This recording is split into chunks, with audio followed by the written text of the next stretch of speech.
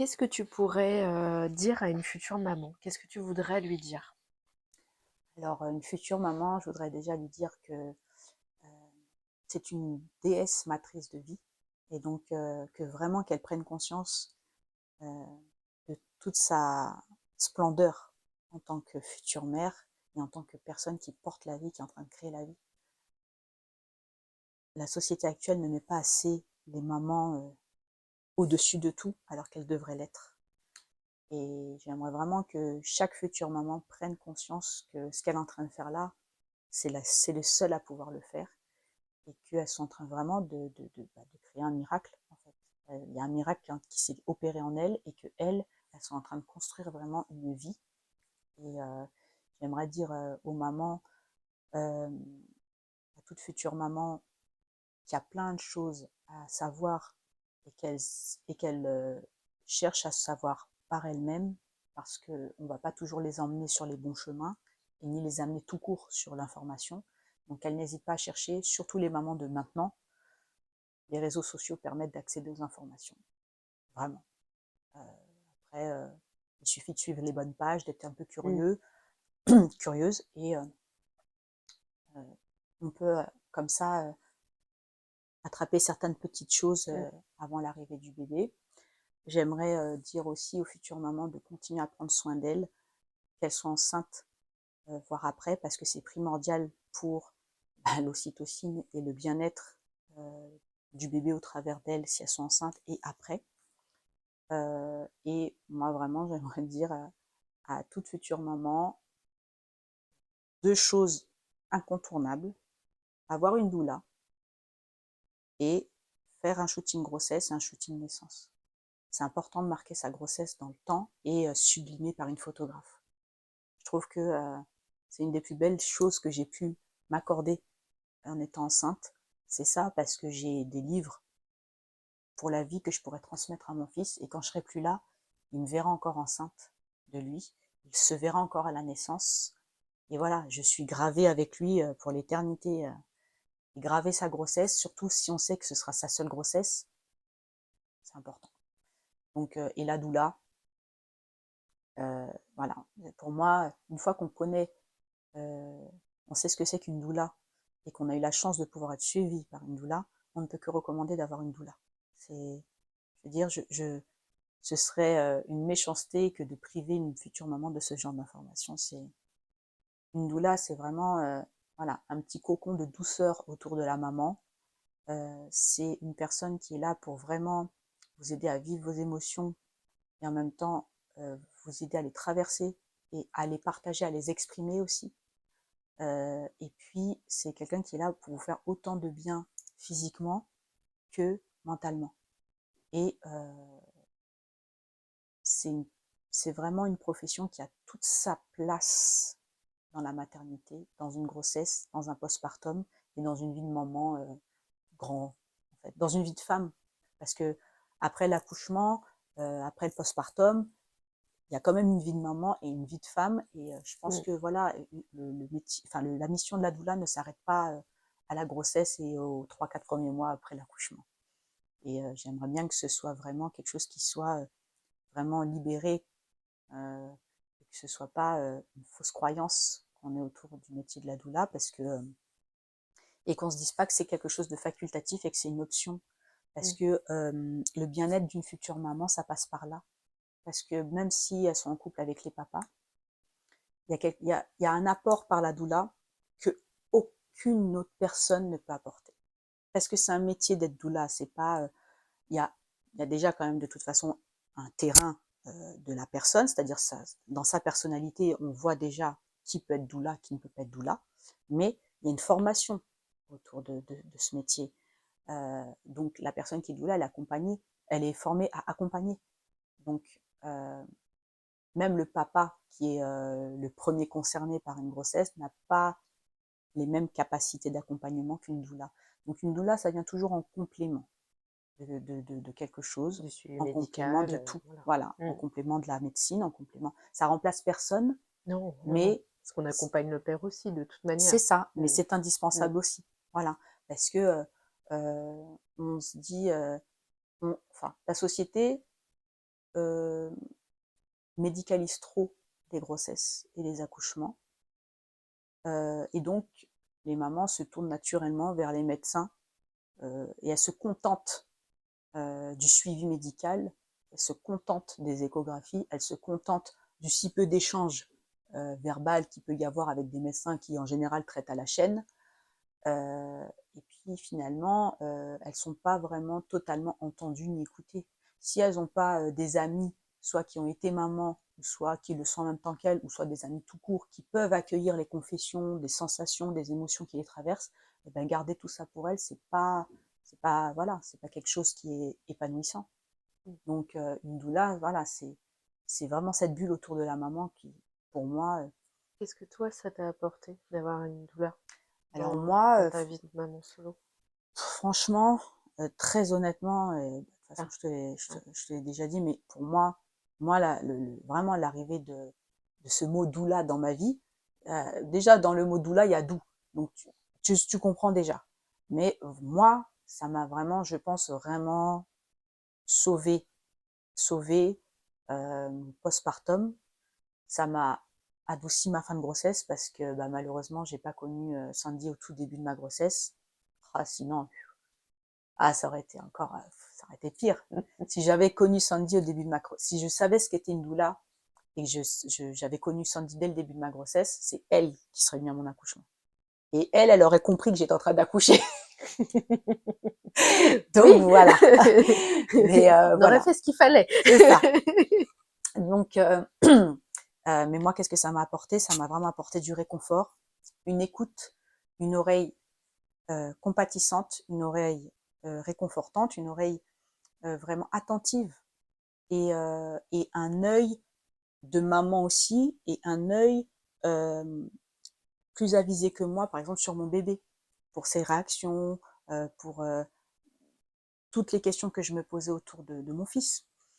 Et vraiment, pour moi, c'est, en un mot, l'arrivée de Sandy dans ma vie, l'arrivée de la doula dans ma vie, c'est l'apaisement. C'est l'apaisement au travers des massages. Je me rappelle les massages avant que j'accouche, je ressortais de là, mais j'étais détendue, j'étais bien. Et il y a eu, en plus, il y a cet accompagnement derrière. Il n'y a pas seulement la séance au moment de l'échange au moment de la Mm. séance. Il y a tout cet accompagnement parallèle, tout ce lien qui se construit. Un lien qu'on peut pas construire avec une sage-femme ou un médecin. C'est pas vrai, ça. Donc, c'est vraiment quelque chose, c'est vraiment un cadeau qu'on se fait quand on fait rentrer une doula dans sa vie. C'est un cadeau qu'on fait aussi à son bébé. Parce que si on est bien, bébé est bien. J'ai eu l'occasion de faire un massage, c'est parce que Sandy, elle m'a rassurée et qu'elle m'a dit que c'était possible et je l'ai suivi. Mais sinon, je me serais privée d'un massage parce que bébé était né et que je me suis dit non, on va pas pouvoir le faire, il dort pas, il va se réveiller, on va pas pouvoir faire le massage, il va nous couper. Sandy m'a dit mais si, on essaye si tu veux, on essaie, tu vas voir, ça va être possible et tout. Et moi, je pensais que mon fils, il allait être énervé, nanana, que je pouvais pas. Et bien, au final, j'ai fait le massage avec mon fils sur moi, sur la table de massage, en train de téter. L'enfant n'a jamais autant tété de sa vie. Sa tétée, elle était infinie. Il a tété pendant tout le massage. La Et libération d'ocytocine était alors là. là, l'enfant, là, j'ai une photo en plus de ça. Oui. C'est une des plus belles photos, ça, de moi et de mon fils. Je suis comme ça sur la table. Et le gars, il a tété, on l'a jamais entendu. Et après le départ de Sandy, alors qu'il était tout petit, il avait 2 mois, il a dormi 2 heures couché dans son cododo. Et ça, là, ça arrivait qu'une fois. C'est ce jour-là. Donc, voilà. Est-ce que j'ai besoin d'en dire plus? Enfin, voilà. Même lui, il y a des échanges qui se font, des échanges d'énergie, il y a des énergies qui sont apaisantes et d'autres pas. Et voilà, et le bébé, il sent que voilà, dans les bains, il l'a senti, dans les massages, il l'a senti. Et donc voilà, moi pour moi, c'est voilà, c'est une bouée de sauvetage de mes émotions, de sauvetage de mon postpartum, de sauvetage de cette sensation d'être débordée. C'est voilà, c'est tout ça une doula. C'est moi ça m'a apporté une vraie aide au quotidien, une vraie écoute. Et franchement, je m'en serais pas sortie comme ça de mon postpartum si j'avais pas eu une doula dans ma vie. C'est la vérité. Franchement, au-delà des amis qui sont là pour écouter, c'est pas la même oreille. C'est pas pareil. au-delà des conseils qu'on peut recevoir, c'est pas pareil.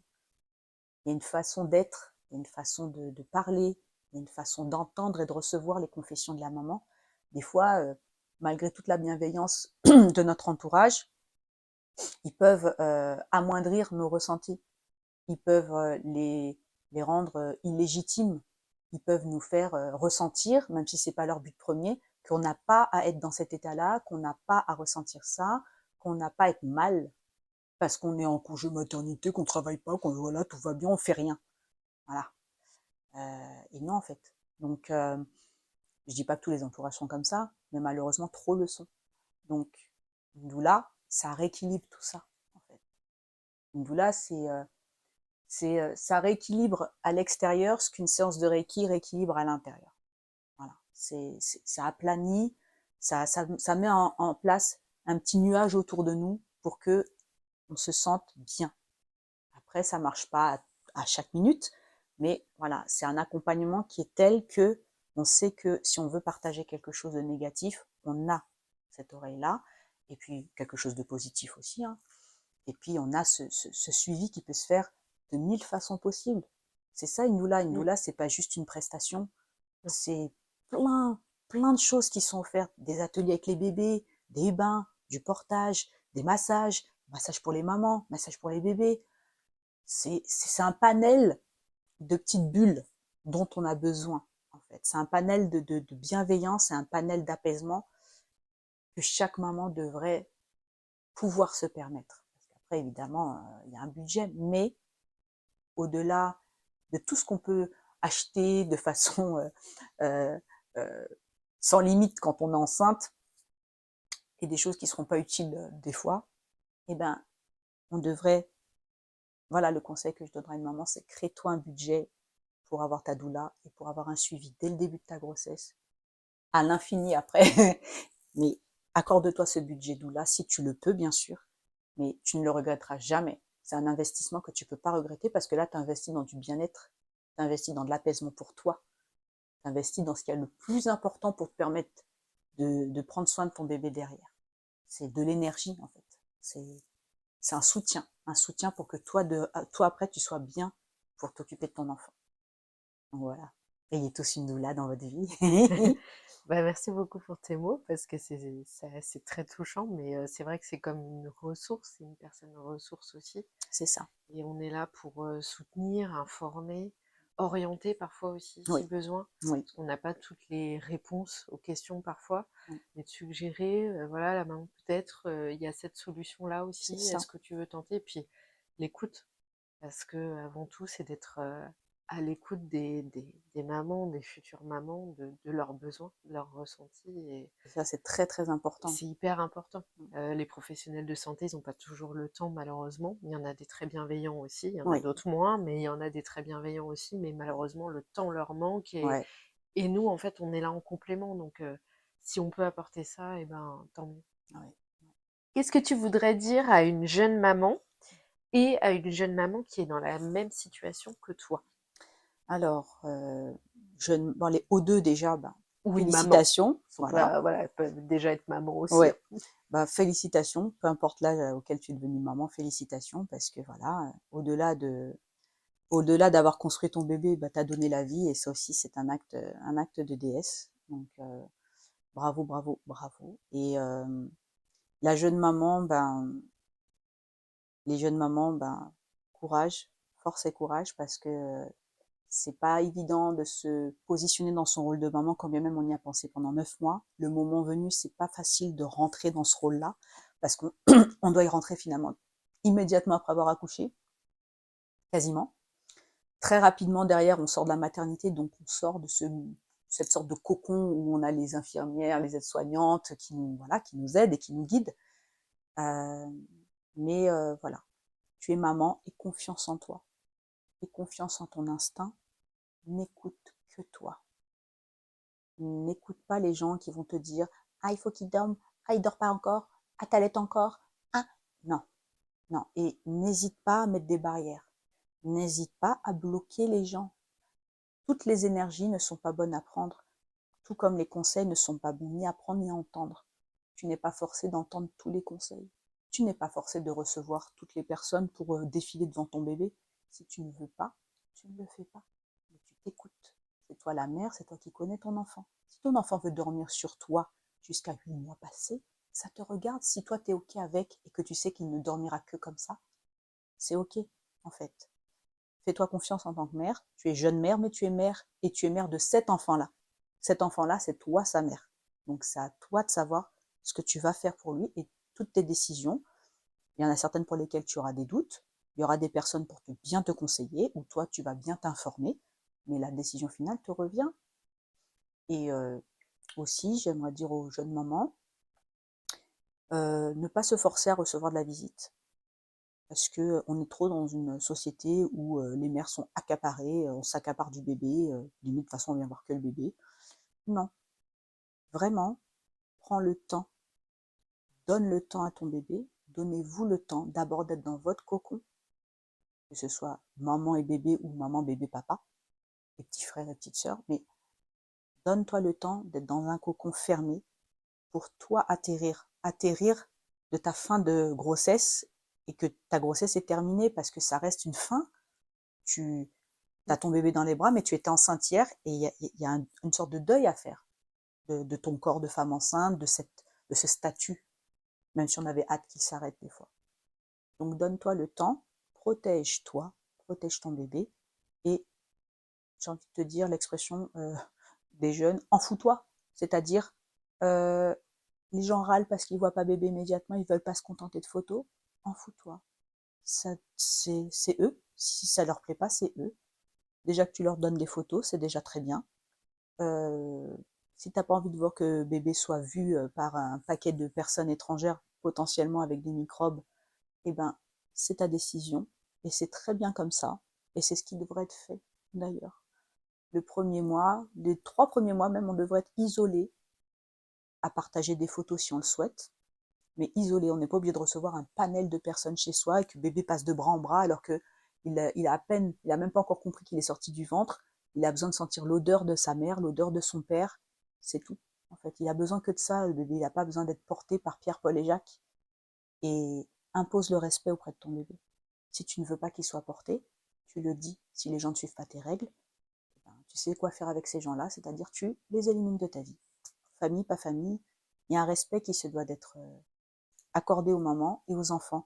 Et je trouve qu'une des positions les plus stressantes, c'est les positions des jeunes mamans qui n'osent pas s'affirmer auprès d'un entourage, surtout familial, où on se dit oh mais c'est tantine, oh mais c'est non, même ta mère, même ton père, s'ils respectent pas tes croyances et tes souhaits en tant que mère, non, recadre, qui que ce soit recadre, Oui, c'est de repositionner le cadre, en fait, de c'est ça. remettre en fait les limites en disant moi voilà, ce que je souhaite c'est mon bébé, je souhaite Ben oui, que je le garde avec moi, j'ai pas forcément envie qu'on me porte. C'est juste ouais, c'est très très important. repositionner en fait, tout C'est soit les simplement. gens respectent tes règles, soit ils gardent ils gardent leur comportement pour eux, mais ils viendront pas voir bébé. C'est, c'est trop frustrant ça, de garder, de se dire ah non mais j'aimerais pas, mais j'ose pas. Faut oser. C'est ton bébé, faut oser. En fait, à partir du moment où bébé naît, chaque journée qui passe, tu pourras pas la revivre. Et c'est pour ça qu'on te dit profite, parce que les bébés grandissent très vite. Moi, on me l'a dit plein de fois. Et sur l'instant, tu ne le comprends pas. Tu le réalises une fois que bébé a 3 ans et que tu regardes en arrière, tu fais mais mon Dieu, il rentre déjà à l'école, qu'est-ce qui s'est passé? Chaque journée, de toute façon, de ta vie qui passe est perdue, dans le sens où tu ne la revivras pas 2 fois. Mais en tant que mère, c'est un grade supérieur. Donc, fais en sorte que chaque journée, tu puisses repenser à cette journée en étant contente de cette journée, en étant bien des décisions que tu as pu prendre. Donc, ne laisse personne te frustrer ou te stresser ou t'imposer des choses qui ne te correspondent pas. Parce que chaque personne a pris ses décisions et a fait ses choix pour ses enfants en leur temps. Toi, est venu ton temps maintenant. Et spécifiquement une maman solo, ça va être très dur, mais tu en es capable. Si l'univers t'a rendu mère, c'est que tu en es capable. Si ce bébé t'a choisi pour aller vers toi et dans ton ventre, c'est que tu en es capable. Toutes les journées ne seront pas faciles. vas sûrement pleurer des fois. Libère tes émotions, relève la tête, t'es une reine. Même si les journées se passent pas bien, tu restes une reine. Donc, fais en sorte d'y arriver et sois organisé. Sinon, ça va pas le faire. Sois vraiment organisé.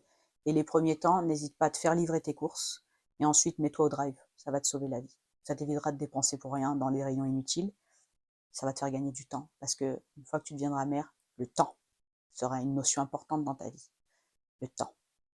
Voilà.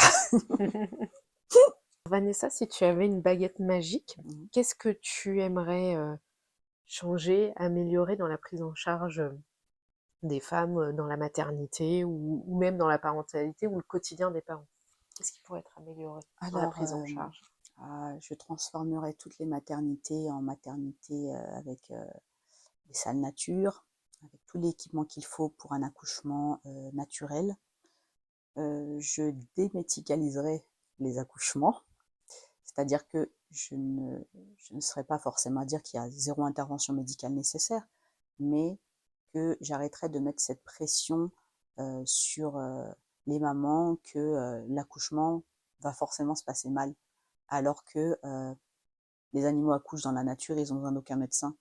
Alors oui, des fois les accouchements se passent mal aussi dans le monde animal, mais je veux te dire que on est la seule espèce vivante qui mettons en place une instrumentalisation pas possible pour faire sortir le bébé, pour ci, pour ça. Il n'y a pas besoin. Il n'y a pas besoin, il faut se faire confiance. J'aimerais qu'on mette beaucoup plus en avant toutes les formations, qu'elles soient virtuelles ou en présentiel, pour que les mamans prennent conscience de leur corps et qu'elles se fassent confiance aussi, qu'elles apprennent à faire confiance à leur corps le jour de l'accouchement, qu'elles trouvent les ressources nécessaires pour que elles puissent arriver à accoucher normalement, seule, avec un peu d'aide et tout ça, mais voilà.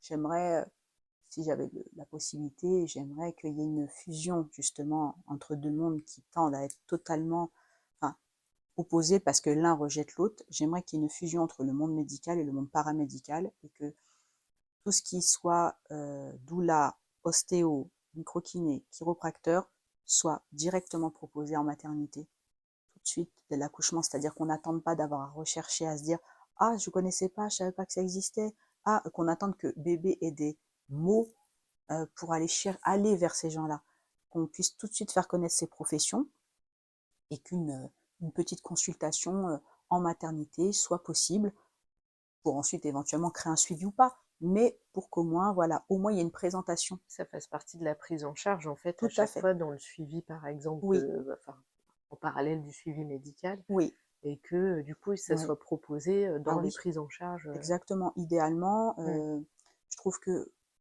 de manière tout à fait générale, l'ostéopathie devrait être mm. prise en charge au même titre que la kiné, par exemple. Pire encore, l'ostéopathie pour les nourrissons.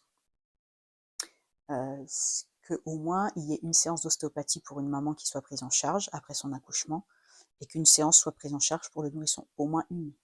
Au moins. Et qu'en cas de plagiocéphalie, qu'il y ait un pack de 10 séances, par exemple, qui Mhm. soit prise en charge, même si on sait qu'il faut bien plus que 10 séances, mais qu'au moins, il y ait cette, Il y a une base, en fait, voilà, pour la prise en pour charge. qu'il Mm.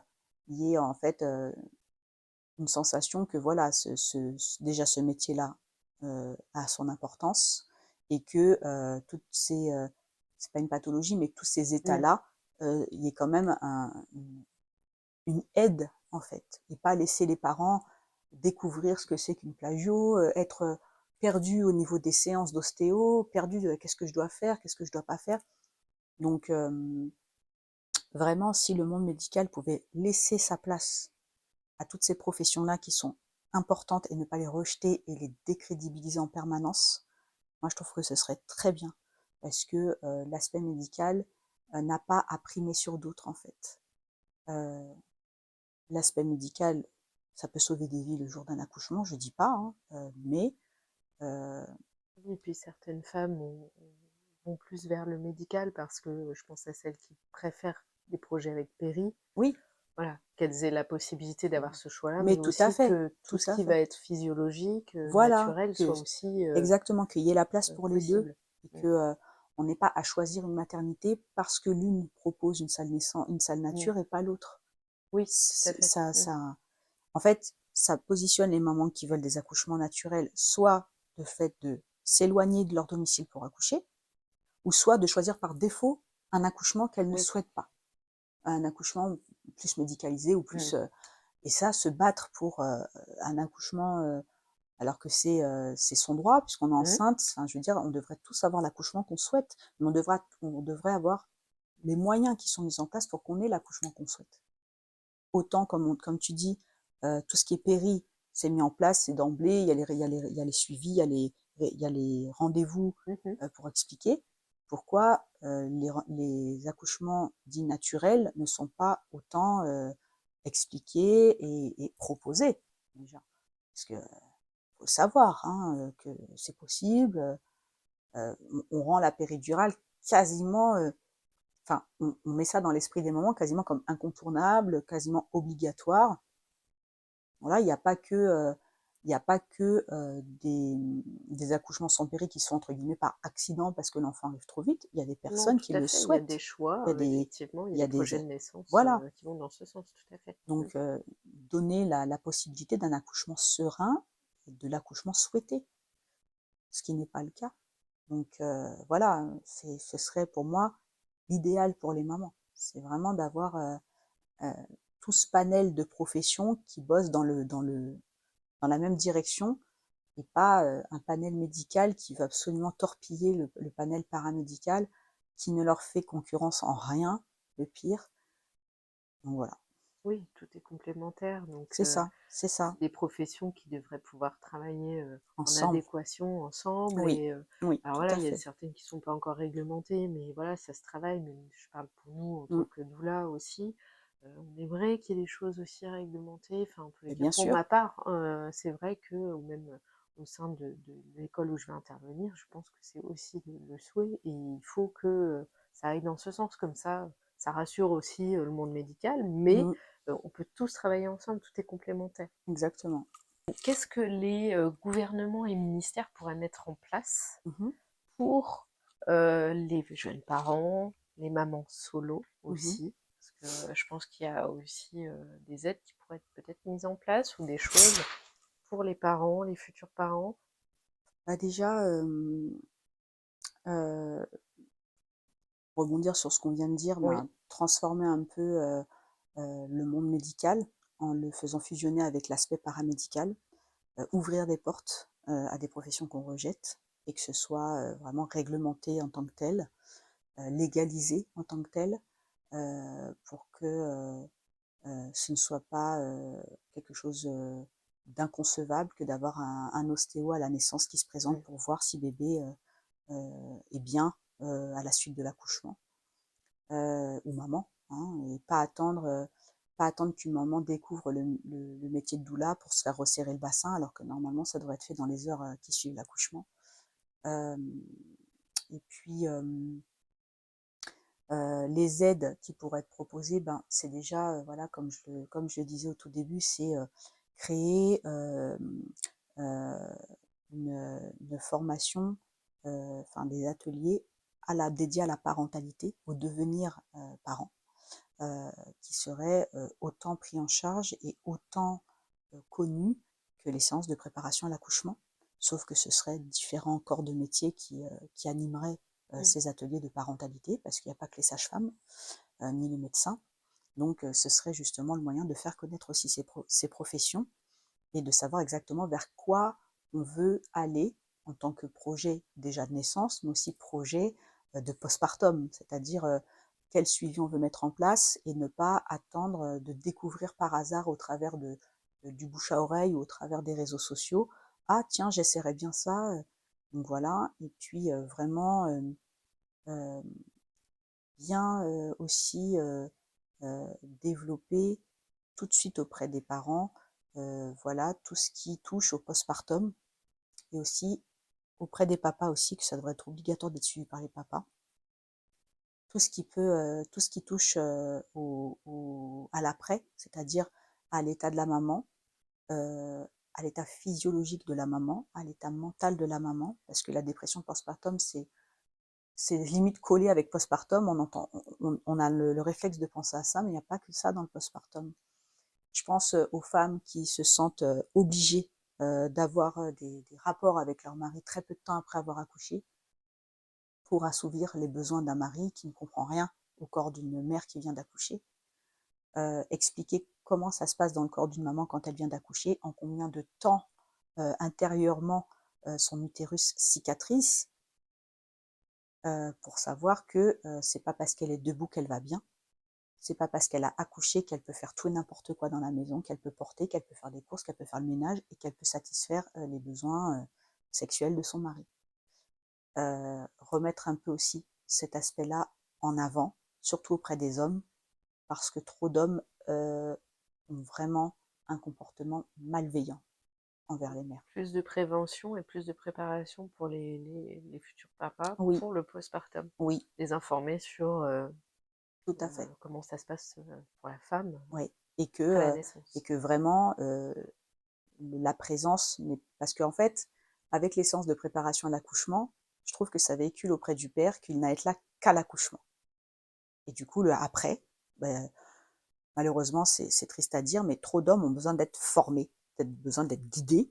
Donc, on les guide pour l'accouchement, faut tenir la tête, faut faire ci, faut faire ça. Donc, même s'ils paniquent un peu, ils savent quoi faire, mais le derrière, ils savent pas quoi faire et ils rejettent tout sur la mère.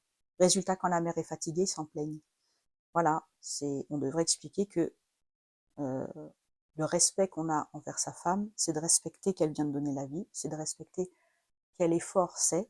Autant on respecte un marathonien ou un gars qui arrive premier au triathlon, autant on devrait respecter l'effort qu'a fait la mère d'accoucher. C'est pas inné, c'est pas parce que c'est une femme que voilà, que ça ne demande pas d'effort, et elle fait ça, elle s'en remet pas un quart d'heure après. Donc, expliquer quel est le rôle du père auprès de la femme en postpartum, c'est-à-dire être bien attentif aussi aux signes de dépression postpartum, parce que ça va être les premiers à pouvoir voir, être à l'écoute de sa femme, être aux petits soins, c'est-à-dire ne pas croire que la femme, elle est là pour faire à manger parce qu'elle est sortie de l'hôpital. Voilà, mettre la femme sur le canapé, grosso modo, lui laisser le bébé parce que c'est important que le bébé fasse le lien, mais être là pour tout le reste. Ça devrait être un des premiers piliers autour, avant même le reste du village. C'est le père qui devrait être le plus gros pilier. Et bien souvent, non. Et aussi lui redonner sa place de père, parce que Hmm. c'est vrai que la femme a tendance à prendre en charge, à essayer de faire beaucoup, Oui. parfois à la place d'eux, voilà, sans... Les pères aussi se cachent derrière ça aussi parce Il y a qu'ils ont ça très peur aussi. des nourrissons. Ils ont très peur des Oui, petits bébés. de manipuler, C'est ça. etc. Et du Mais coup, c'est aussi les pousser à prendre leur oui, place, tout à un petit fait. peu aussi. C'est Mm. vrai. Mais, mais ce qu'ils doivent aussi intégrer, c'est que le rôle de père ne se limite pas qu'à changer une couche. Tout à fait. Parce que C'est eux, plein d'autres choses. ils se cachent derrière le fait que la maman allait, donc ils peuvent pas allaiter.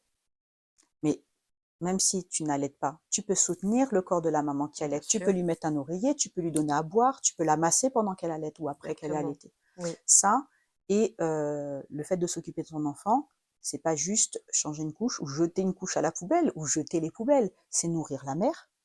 Si tu n'allaites pas, si tu nourris pas l'enfant parce qu'il est allaité, c'est lui donner son bain, c'est le changer, c'est au-delà de ça, le prendre en charge le temps que la maman, elle, prenne un bain. mm, C'est toutes ces formes de soins, mais pour moi, c'est même plus des formes de soins, c'est des formes de respect. C'est ce que toute femme euh, devrait avoir. C'est pas un avantage ou c'est pas le fait d'avoir de la chance de tomber sur un homme qui comprend ou qui est intelligent ou qui, non, c'est le minimum en fait. C'est pas quelque chose qu'on devrait à quémander ou à expliquer aux hommes. Malheureusement, on est dans une société qui a minimisé tellement l'accouchement, tellement fait rendu inexistant le postpartum, que pour eux, oh, si la femme attire la tronche, oh ouais, c'est le baby boost, t'inquiète pas, ça lui passera. Oh, c'est la dépression postpartum, elle va prendre des médicaments, ça va aller mieux. Alors que pas du tout. Bien souvent, ils sont je dis pas le, mais je dis un des facteurs d'arrivée de la dépression postpartum. C'est cette absence de bienveillance envers la femme, cette absence de pilier en fait. Parce que tout à l'heure, je disais que voilà, ma position en tant que maman solo, elle est difficile, mais quand je lis tous les groupes de mamans, là, je lis souvent des histoires comme ça.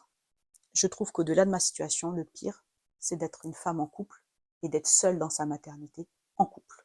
C'est-à-dire d'avoir un mec inutile qui va juste bosser, qui croit que son rôle, c'est d'aller bosser et de rien foutre dans la maison parce que la femme, elle travaille pas et qu'elle peut le faire. Alors on sait très bien qu'une journée avec un bébé, c'est impossible de faire les tâches ménagères parce qu'une journée avec un bébé, c'est une journée avec un bébé, à son rythme, le changer, le nourrir, le bercer, le réconforter, le masser, s'il a mal, un nana, un nana. Donc, voilà, trop de pères se cachent derrière le fait que, ah, moi, je ramène l'argent, voilà, c'est ça mon rôle. Donc, les pères ne se rendent, enfin, les pères. Pour moi, père, c'est une appellation qui se mérite. Après, il y a des générations de pères, Mmh. certains, qui sont plus attentifs à ce genre de choses Oui, aujourd'hui. oui, J'ai la chance de rencontrer aussi dans les accompagnements des pères qui sont plus investis et qui poursuivent l'investissement aussi et qui prennent leur place de père. Dieu merci, il y en a. oui, mais trop Euh, peu malheureusement. Après, il y a encore du chemin à faire parce Oui, qu'effectivement, je pense que, comme tu l'as suggéré, il y a quand même un manque de guidage, c'est d'information ça. aussi. Et puis il y a Mm. l'éducation aussi. L'éducation aussi rentre en jeu là pour le L'éducation, coup. elle est, voilà, Ouais, l'éducation, elle est parasite parce que voilà, les prochaines générations qui seront élevées par oui, des vrais pères, des pères conscients, des pères bienveillants, pas oui. seulement vers les enfants, mais envers la Mais maman, vers la maman ces aussi. générations-là seront eux-mêmes des générations de pères efficaces. Tout à fait. Mais si on a été élevé dans des générations antérieures Oui. de machos, avec un esprit très patriarcal, euh, très réducteur de l'image de la femme, oui, derrière, enfin, on ne devient pas bienveillant par Mm. magie. Mais je trouve que voilà, on est dans un siècle, on est dans une époque où toute connaissance est gratuite désormais, où tout circule Mm. librement, il suffit juste d'aller sur la bonne page, la bonne vidéo, voilà. Il y en a tellement, c'est même plus, ok, on sait peut-être pas vers quoi aller, mais tout est accessible. Avant, c'était méconnu parce que on n'avait pas de télé pour regarder, il n'y avait rien à la télé à regarder, de toute C'est façon, ça. c'était pas diffusé. Maintenant, voilà, on n'est plus à cette époque-là, donc je sais que les éducations, elles ont leur importance parce que voilà, Oui. il y a des choses qui se répètent de génération en génération, mais on ne peut plus se cacher derrière ça aujourd'hui. C'est une forme d'explication, mais aujourd'hui, on a tous les Mm. leviers pour rebondir rapidement et transformer ça. Mais cet état d'esprit, c'est la facilité aussi de l'avoir. Aujourd'hui, il y en a trop qui pourraient avoir justement un regard neuf avec tout ce qu'il y a comme possibilité pour se Mm. laver le regard, justement. Et il y en a trop qui prennent la facilité de voir comme avant. Parce que ça les sert, en fait. Ça les sert. Ça conforte leur position de ne rien faire, leur position d'accabler la femme parce qu'elle n'a pas fait grand-chose dans la maison ou parce qu'elle n'est pas dédiée à leurs besoins à eux, parce qu'elle est sortie de l'hôpital et que ça y est, il faut reprendre la vie d'avant. Donc, et puis, ouais, vraiment, pour moi, n'est pas père qui veut, en Mm. fait. N'est pas père qui juste a mis une femme enceinte ou qui juste a été là à Mm. l'accouchement, en fait. Père, c'est après que ça se construit. Mm. Et si vraiment l'appellation père devait être le miroir de ce qui se passe à la maison en postpartum, très peu seraient appelés père. Malheureusement, très peu, trop peu. Donc, voilà. Après, ce serait là, du coup, dans le sens de la question, ça serait de mobiliser le gouvernement Oui, pour qu'il puisse faire, par exemple, une campagne oui, pour informer les tout pères, à fait. informer les futurs papas et voilà, les mobiliser pour Oui, que ils soient en prévention tout à fait. euh, Il y a des dans le pages, postpartum. il y a des pages qui sont faites pour des associations. La Leche Oui, League, par exemple, ça c'est oui, ciblé tout à sur fait. l'allaitement. Il y a l'association Maman Blues, je crois, Oui, pour le maman blues, postpartum. super, oui. Voilà. Et ben, il devrait y avoir des pages, des associations, des applications sur la parentalité du père, Mm. avec un nom accrocheur, mais rôle de père, qu'est-ce que c'est? Père en postpartum, parce que postpartum n'est relié qu'à la mère, mais le postpartum est vécu aussi par le père. Oui, tout à fait. Donc, un père en postpartum, eh ben, il faudrait que voilà, il y ait une campagne qui soit faite pour ça, pour que on n'accuse pas la femme d'être en dépression. Ton petit mot de la fin? Alors, mon petit mot de la fin, déjà, merci hein, de m'avoir donné la parole. Merci de m'avoir donné cette place privilégiée pour partager mon histoire, Mmh. partager mon expérience aux autres mères, que ça serve ben, d'éclairage pour certaines mamans ou de soutien, ou que ça puisse en tout cas aider à comprendre, à peut-être mieux comprendre la vie des mamans solo, des mamans tout court. Et donc, toutes les mamans sont des reines, toutes les mamans sont des déesses, et faut vraiment que le regard du monde change sur la femme enceinte et la maman tout court, peu importe le stade où elle en est. Voilà, merci beaucoup. Eh ben, je te remercie beaucoup pour ton partage, ton témoignage sur ton expérience de maternité, parce que c'est hyper important pour que les mamans, les futures mamans se sentent moins isolées Mhm, aussi. Et puis, comme tu l'as expliqué tout à l'heure, c'est d'avoir aussi voilà, des petites astuces ou éventuellement ouais, voilà, de se retrouver un petit peu dans ce qu'on vit, mm, dire que en fait, vous n'êtes pas toute seule. c'est ça, Donc, c'est c'est ça ça. le plus important. Merci beaucoup, Vanessa. Avec plaisir.